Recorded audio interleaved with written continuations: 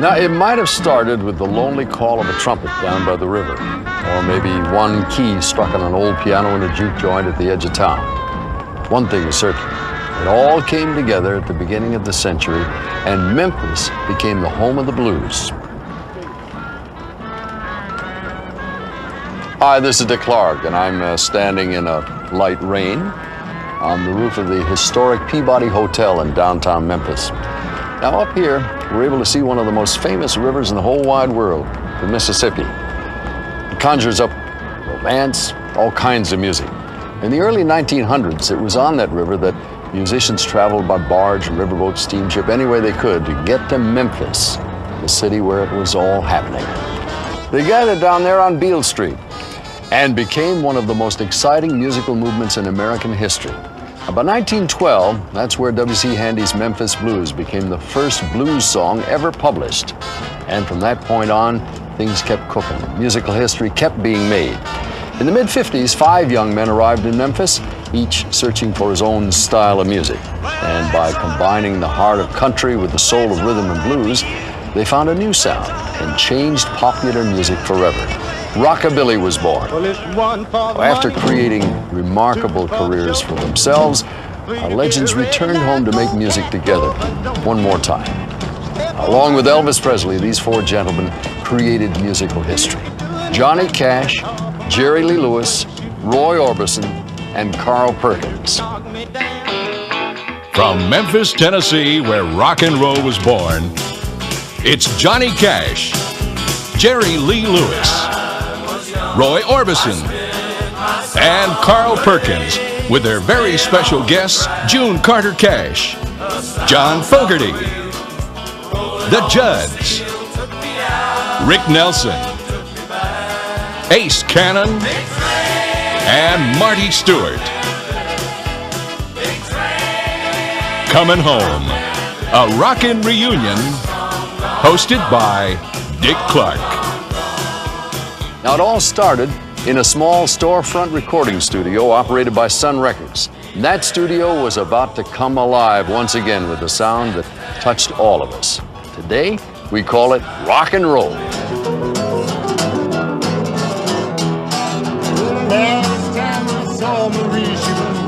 Oh, yes. You know, as you watch these 4 great artists walk back into this tiny 18 by 29-foot room where it all happened, we can only try and imagine what thoughts flashed through each of their minds after being away for such a long time.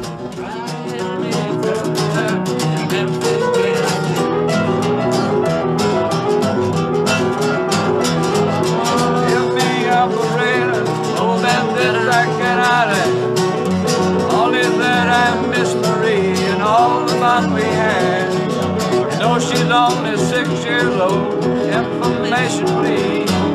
Try to connect me back with her in Memphis, Tennessee.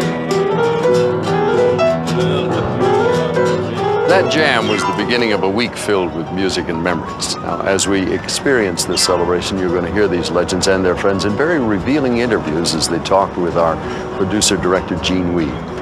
We'll also hear some very rare comments from 2 great musicians who are no longer with us, Rick Nelson and Roy Orbison. And we'll hear the exciting music these artists made together, music created by a love and a bond that could only happen at an event like this. Well, when I first got to Memphis, I was knocked out by these friendly people. They all said howdy. Howdy, come on in. We don't know the meaning of the word outsider. I said, because you all play this kind of music, well, that's something I would surely like to know. When I was a boy, I heard this wild kind of music. I think they called it good old rock and roll. Can you tell me what you know about rock and roll? They said, son, it's just a feeling way out in the soul. Just a simple story with this wild rock and roll. Hey, little boys in Louisiana, all this rock and roll. For I'll tell you a secret. It drives the women crazy. And that's all you need to know about rock and roll.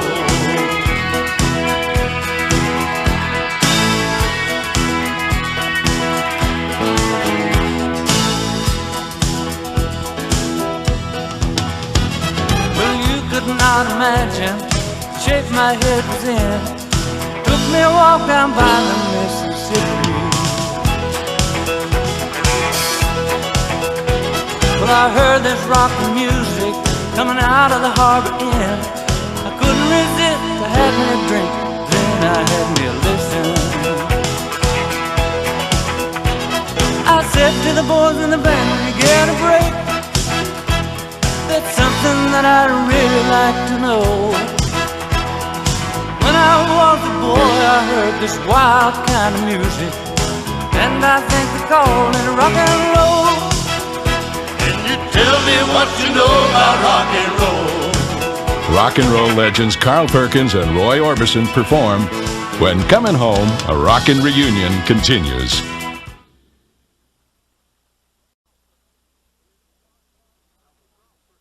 Well, it's one for the money. Now, for Carl Perkins, this particular recording studio has a very special meaning. Carl recorded Blue Suede Shoes right here. As a matter of fact, he wrote it one night on a paper sack. And he recorded it a day or so later and saw it go all the way to #2 in the nation. Now, with that song, Carl Perkins became one of the founding fathers of rock and roll. You know, Carl, oftentimes one event, one thing can change a person's life forever. And with your writing of Blue Suede Shoes, a lot of lives were changed forever. They learned about rockabilly and rock and roll. How did that all come about? I was playing a club in Jackson, Tennessee for a sorority. They hired our little group to play, and this cat said that to a girl. He said, don't step on my suede. And she was so pretty that it bothered me that he thought that much of his shoes. It really did. It tore me up because I had not owned a pair of them at that time. I wanted them, but I was a little out of my class, you know, to be able to afford that. But I couldn't get it out of my mind. I went back to that project house that night, and I was just, I could see her, I could see him that proud of his shoes. Her feelings was hurt. My soul was tore up. I just couldn't go to sleep. I 1 for the money, 2 for the show, 3 get ready, 4 to go. I went downstairs. I took my little old guitar, and something like this. I said, 1 for the money, 2 for the show, 3 to get ready. Go, cat, go, but don't you. My wife stuck her head down upstairs. We had 2 rooms up and 2 down, and she said, Carl, you're gonna wake up these babies. But I said, whose song is that? I said, it's ours. Well, Nashville had country music, but Memphis had the soul. Lord, the white boy had the rhythm, and that started rock and roll, and I was here when it happened. Don't y'all think I ought to know? Yeah. I was here when it happened. I watched Memphis give birth to rock and roll. Lord, yeah.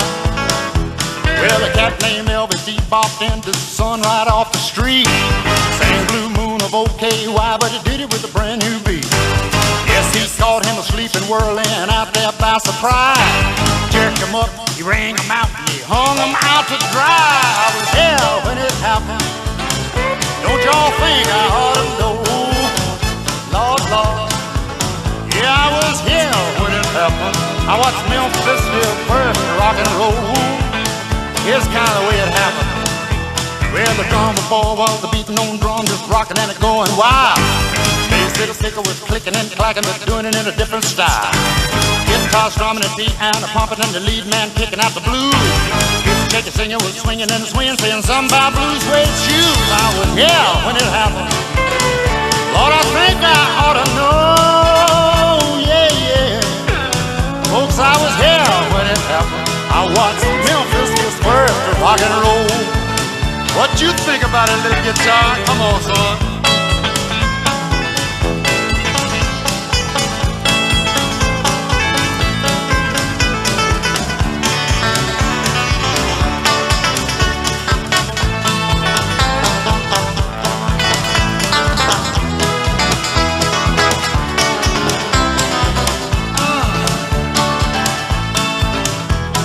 Some folks called it the devil's music, others said it wouldn't last long.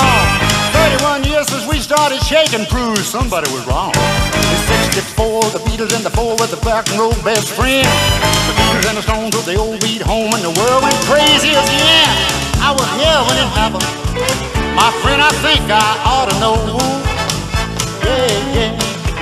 Well, I was there when it happened. I watched Memphis give birth to rock and roll. Lord, yeah. Come on! It's hard for me to believe that I influenced with that little simple guitar. I certainly didn't mean to mess up anybody's music. I just played it the only way I knew how. Still do.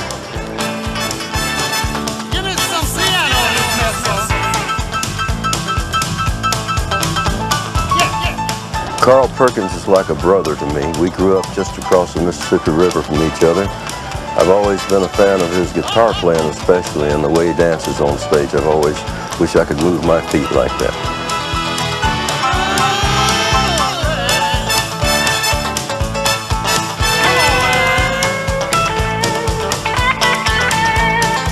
The first real rock and roll record that I ever heard was Carl Perkins singing Blue Suede Shoes, you know, on the radio. And boy, right then I knew what I wanted to do. When they said in the beginning that our music wouldn't last, it'll be gone. It's just one of those things. It's gonna go. There's nothing to it. It would hurt when I would hear or read that preachers were breaking our records and calling it the devil's music and putting us down, because I never felt that we were spreading evil. I thought it was something to make people forget and feel good. That's what it did for me.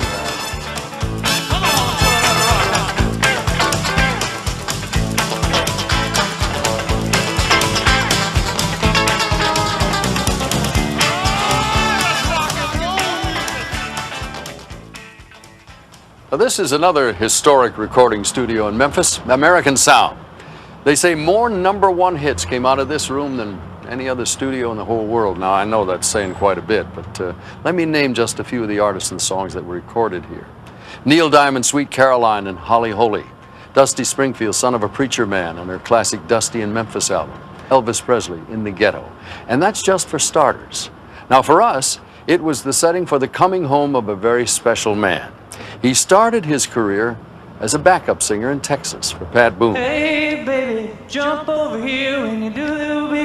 Then he was heard by Sam Phillips and journeyed to Memphis. So I asked Johnny Cash backstage. I said, how do you get on records?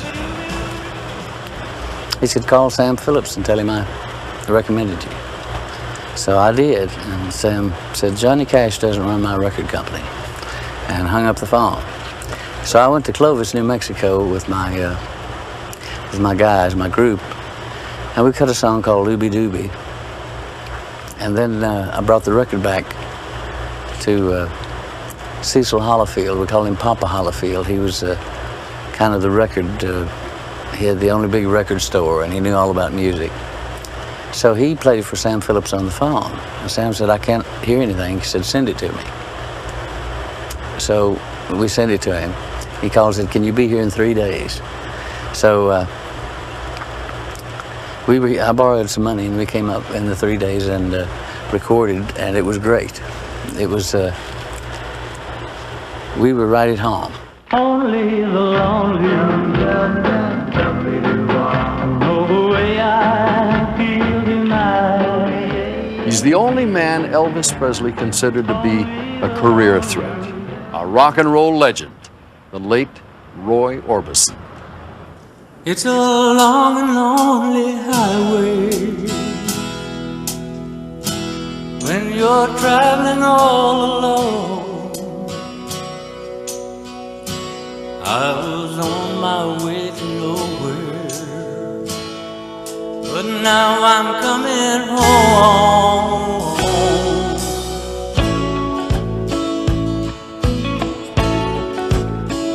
I'm coming home. Well, I've been running through the fire, I've been burning for so long. If I took it any higher, baby, I would still be gone. But now I'm coming home, coming home, coming home. I'm coming home, coming home, coming home. Well, my home was really never on a far and distant shore. If I stayed away forever, I could never miss you more. And so I'm coming home, coming home, coming home, coming home, coming home, I'm coming home.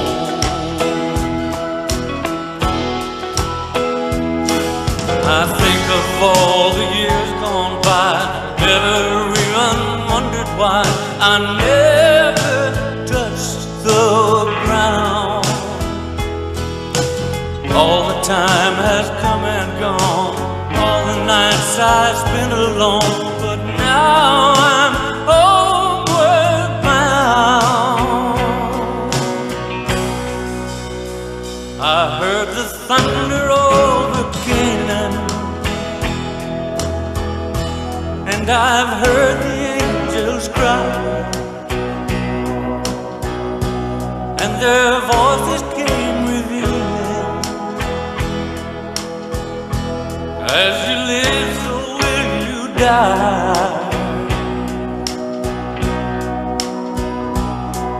I'm coming home, coming home, I'm coming home. I'm coming home, coming home, I'm coming home. So when I'm singing the song Coming Home, I kind of lose myself in a song. And I'm sure the expression on my face and the way I was singing was about, I had to be thinking about Carl and Johnny and Jerry Lee, you know.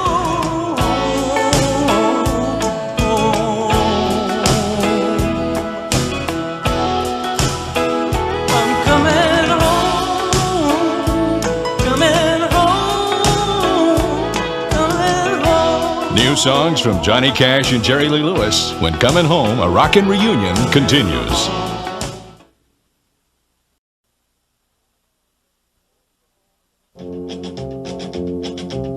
I keep a close watch on this heart of mine. Now that song, I Walk the Line, can only mean the Man in Black, Johnny Cash. It was released in 1956. It was his third hit, and it became Johnny's signature song. It's also an example of how country met the blues, and the two of them formed rock and roll. Memphis, 1955 on Union Avenue. Jerry, Carl, and Roy, and me, and Jack Clement too. A new sun rising on the way we sing, and a world of weirdos waiting in the wings. Oh, but I'm a different man for loving you, and I take a shot at what you asked me to. And baby, I will rock and roll with you if I have to.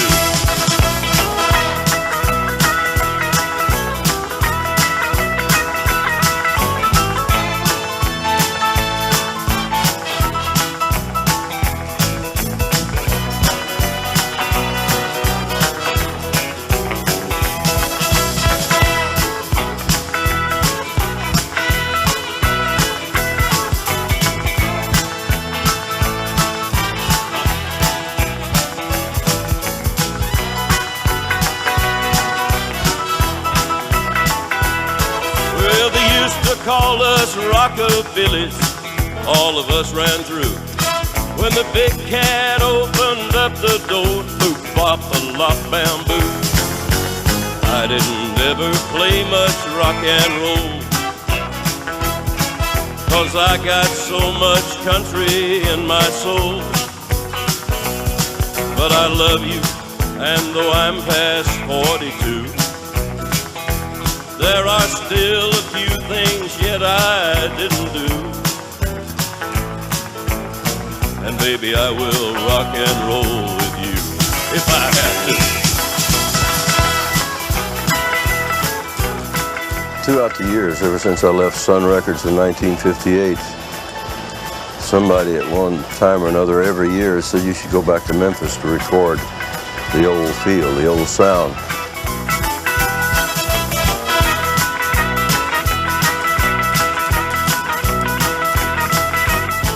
Well, you can't really go back home, and I thought of that yesterday, that here, this really was a homecoming for me yesterday, to sit there in my fancy customized tour bus beside the Sun Studio, sitting looking at the front of that building, remembering days like that when I really didn't know where the next grocery money was coming from.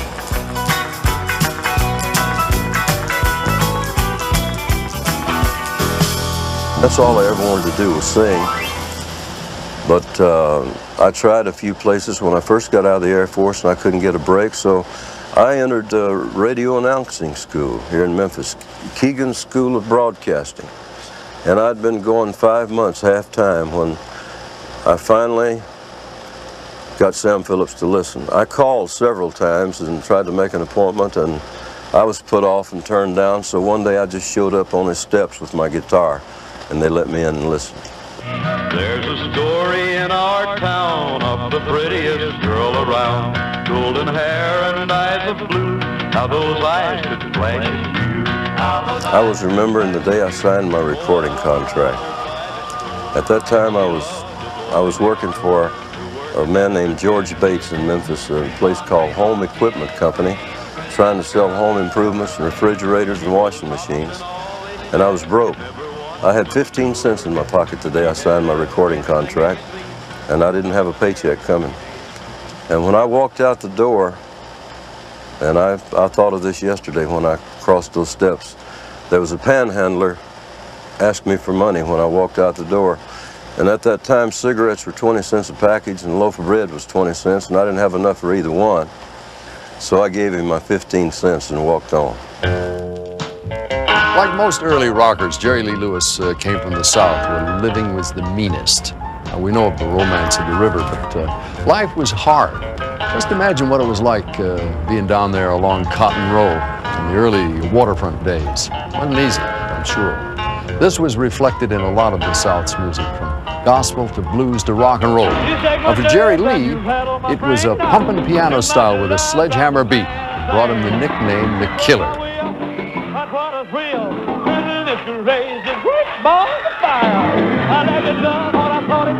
Beginning in 1957, his early Sun record shot to the top and made rock and roll history. And Jerry Lee's still doing it today. Hey woman, I've been loving you since you was 16. My God, the best looking hero Jerry Lee ever seen. I'm a girl, you've got my heart and really jumping. Go ahead and keep my mother humping motor running. Let's go. Have that mother humper on the road. Hold her down. Woo! Really got me humming.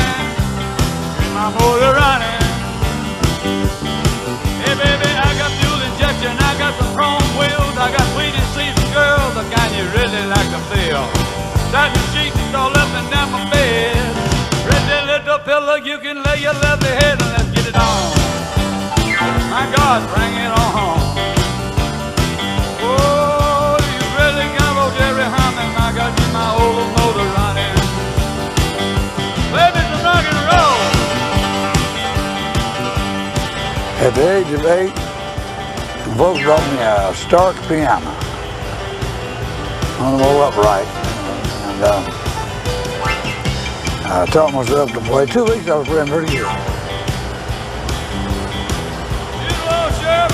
A couple of months I was doing fire. A year later I was playing just like I'm playing right now. Sam Phillips heard me, he said, "Son, what are you going to do 6 months from now when you're making $10,000 a night?" I said, "Mr. Phillips, I'll be thankful to God if I can make $50 a night 6 months from now." He didn't miss it a day. I wonder what happened to all that money. I got a little seed of moon shining in your face, while I'm raising submarines up and down my lake. Look at the stars shining, baby's eyes. Slip it to the freeway, honey, pop my overdrive. It's good. Pop my overdrive. 1947 Street of Baker. Pop my overdrive.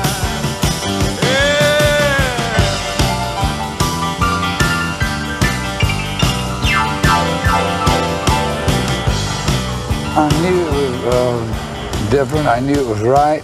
I taught myself. I never heard of any other piano player before in my life anyway, so I taught myself.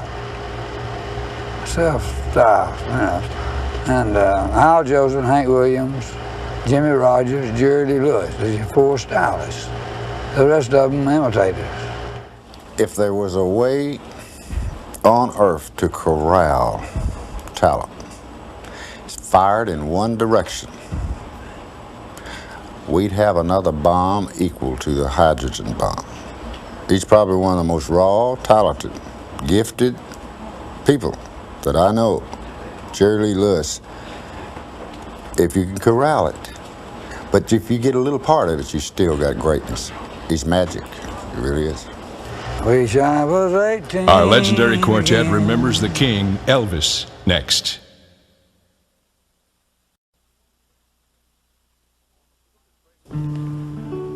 This is Graceland, the home and final resting place of one of the most influential singer-performers in the history of American music, Elvis Presley. His greatness comes from a genuine love of music. It was his life. And when he arrived in Memphis, he went right to Beale Street. He hung out in the alleys behind the nightclubs and listened to the great blues singers. The story of Elvis's discovery and rise to fame is well known. It all began one day when he walked into Sam Phillips' Memphis recording service. Now, who would have thought that a young man who wanted to record a birthday song for his mama would change the course of American music? Marion Keisker was the receptionist. He came and sat down right across the desk from me in a green plastic chair and sort of leaned forward, and it was very intense and very nervous and, of course, very strikingly unusual. Most young men didn't have sideburns at that time, and his hair, contrary to what a lot of people believe, was blonde at that time. Sam Phillips was the man who discovered it. And when I heard Elvis on his birthday tribute to his mother, there was no, I mean, anybody with any kind of an ear knew the guy was different. Totally unpolished, thank God, but that he was different. And and you could tell in what he was doing, and later on I confirmed this, that he was so into various kinds of music without trying to be a copyist. That also intrigued me. At this very special reunion, our legends shared a lot of memories, a lot of stories. And a great deal of those stories had to do with Elvis. Now, his friends remembered him as a fellow traveler in the world of music. But to them, he'll always be the king. As the swift bird flies o'er the mountain, how we wish we were there at its wing. Closer by far to a friend we have lost. We remember the king. We remember the king. We recall everything. treasure all of the gifts that he did bring. We remember the King.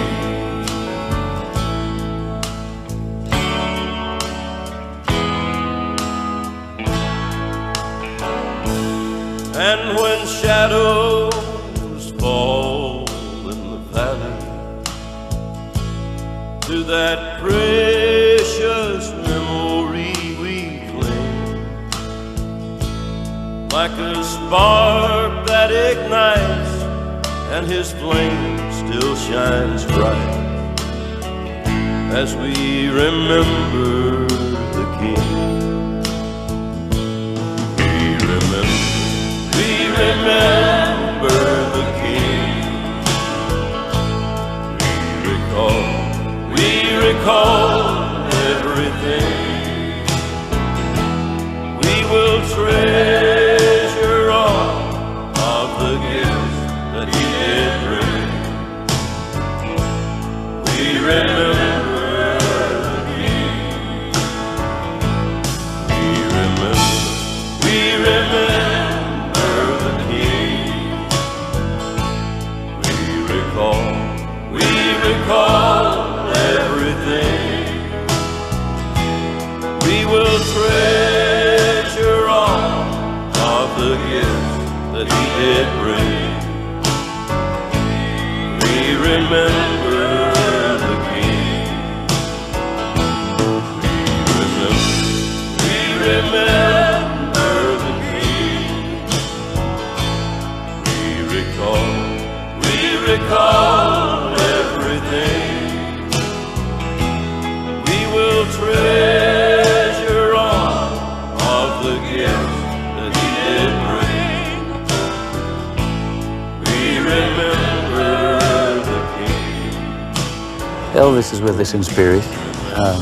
I wish he were here personally. We were very, very fond of each other. We were sort of kindred souls and sent messages to each other through busy careers and everything.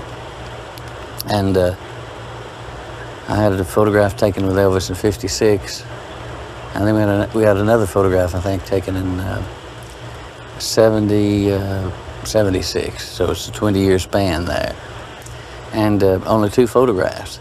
But when I started a movie, well, he'd send a telegram. If he opened a show somewhere, like in Vegas, we'd send telegrams. Sometimes just by word of mouth. He'd say, "This note's too high, somebody go get Orbison or something." And, but he was a great and wonderful fellow. And I feel he came to the studios.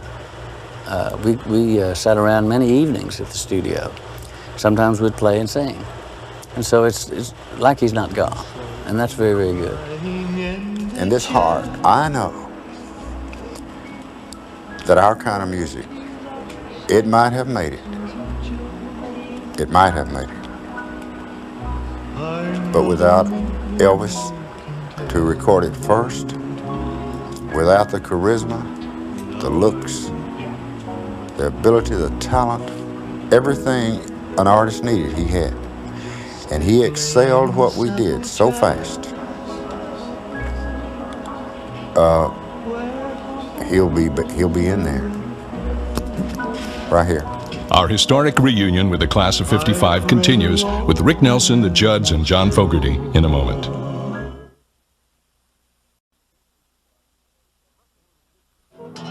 The record producer for our historic session was Chips Moman. You know, in the 60s and 70s, it was right here at American Sound that Chips gained the reputation of being a true hit maker. As a matter of fact, in the short space of just over 2 years, 53 gold records and 75 top hits were produced right here. With a record like that, it's easy to understand why this session was also a very special homecoming for Chips. It was really a special moment for me because it was such a strange feeling of going back in there after all these years. And to walk in that room and to remember that I sit in this particular place and Jack Clement would sit over here, and Scotty Moore was around, and people like that. And it was, the memories were just incredible. I mean, it was hard to believe that this was really happening. And all the way through, I kept thinking, well, this is just part of one of those dreams. I've been dreaming for years about coming back to Memphis. And I'll wake up in the morning and all you people will be gone and it won't be real.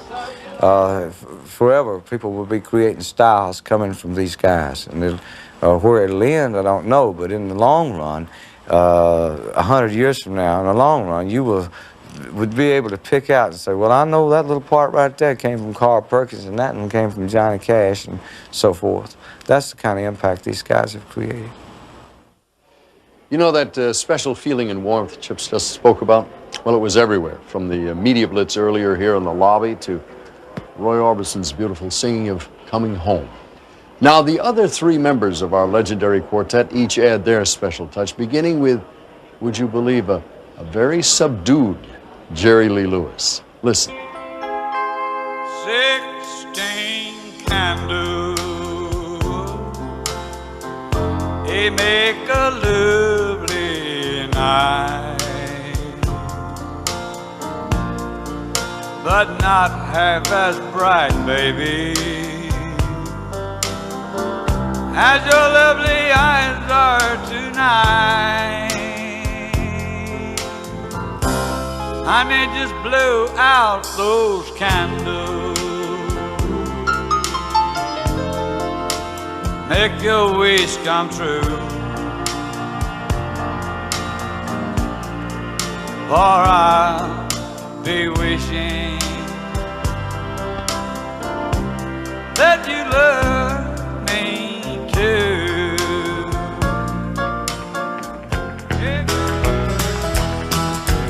Just around the corner there's heartache, down the street that loser's you. If you can wade in through the teardrops, you'll find me at the home of the blues.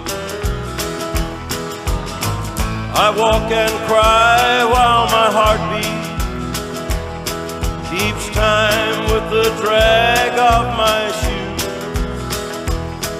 The sun never shines through this window of mine. It's dark at the home of the blues.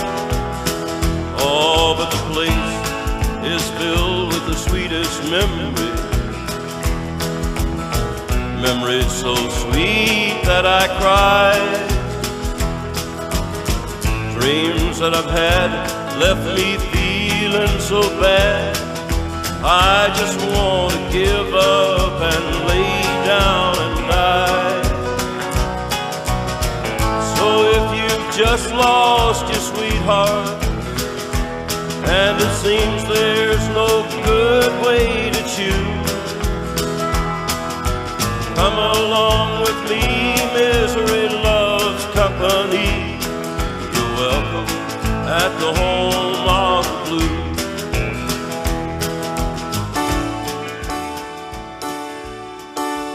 Sitting around, minding my business, when in walked an old friend. Such a sight for sore eyes, I hadn't seen him since I don't know when. We talked about the crazy things we used to do, talk got around about old lovers, talk got around to you. And I'd like to hold a reunion for the class of 55. I'd like to see my old friends and how many have survived. Get a rock and roll band and do some dancing, talk about the good times and all of the chances we blew. What would you do if you knew you never left my heart? What would you do if you knew that you're still tearing me apart? How would you feel if you knew my love for you is still alive? living in my heart since the class of '55. That class of '55 that Carl just sang about went a long way. Their efforts and successes reached out to the whole world. They really set the standard and inspired a lot of other singers, many of whom came to Memphis and recorded some great pop and rock classics right here in this studio. But you know, this studio really belongs to our class of '55. It's years later, and four of the men who made it all happen sang together one more time. Early one morning it was drizzling rain. Round the curve come the Memphis train. Heard somebody holler and a million moan. The king is dead, but Lord, he still ain't gone. Lord, he still ain't gone. Lord, he still ain't gone. My God, he still ain't gone. If you want to get to heaven, got a D.I.E. You got to put on your coat and your T.I.E. If you want to catch a rabbit in an L.O.G., you got to make a commotion like a D.O.G. Like a D.O.G. Like a D.O.G. Oh, yes, just like a D.O.G. Lord, have a mercy, what's the matter with me? What makes me want to love every woman I see? A raging when I met her, a raging again. Everyone I see is like a place in it in. Like a place I came in. Oh, God. Like a place I came in.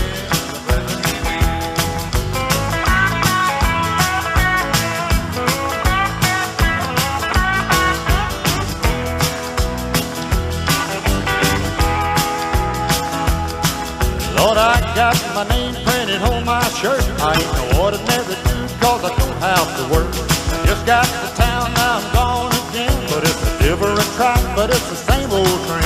It's the same old train. Same old train.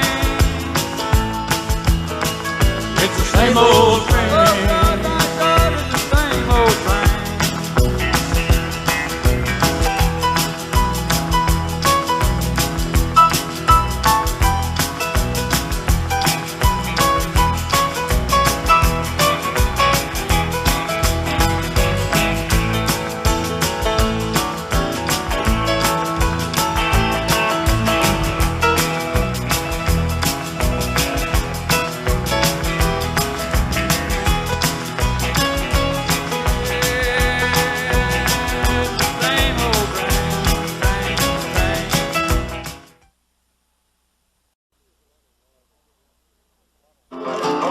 There was a lot of love and warmth during those sessions, artists having a reunion, laughing about the good old days, shedding a tear, and once again, making music together.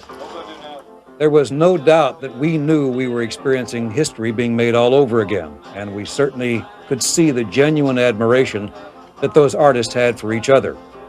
We knew as we went through those few days that we were experiencing something that wouldn't happen again. It was really something. Then there's the admiration others have for him. It's so strong that some adjusted their schedules and traveled great distances just to be here for this occasion. One was Rick Nelson. It was his last television appearance. John Fogerty came in from California. That man is Jack Clement, a man who writes a lot of songs for Johnny Cash. There's Johnny's wife, June. She wasn't about to be left out. Neither was Tony Wine, producer Chips Moman's wife. Speaking of families, here come the Judds. All of these musicians were part of a family, celebrating some special people in a special place. And lucky for us, the music just keeps moving along. When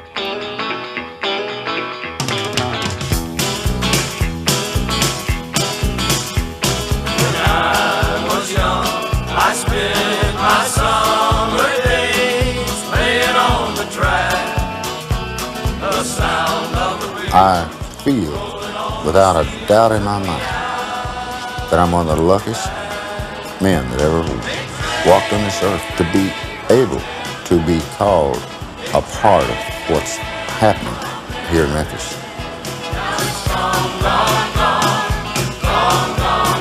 It was probably like for me, like a family, getting back, seeing each other after, say, 20 years, you know. It was just great to be, you know, just a great feeling in the room and everything. I think everybody had a good time. When we started this whole thing going live, we could hardly say hello to each other for everybody around us and everything. But we finally got to pair off by ones and twos and everything, and by the end of the first day, while we had spent enough time with each other to feel like this was as good an idea as we thought it was, you know. And back out again, you know what they say about trains. It was great getting back in the old Sun Studio. I really didn't think it was going to sound as good as it did. When they would do their thing there, man, it was taking you back, but still again, it was new too.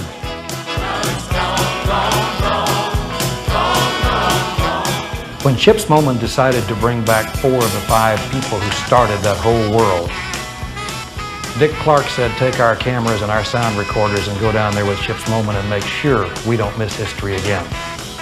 I don't think any of us feel that there was another thing we could have been doing at that time that would have taken the place of what we were doing. It'll never happen again, and we got to be a part of it. It was very special.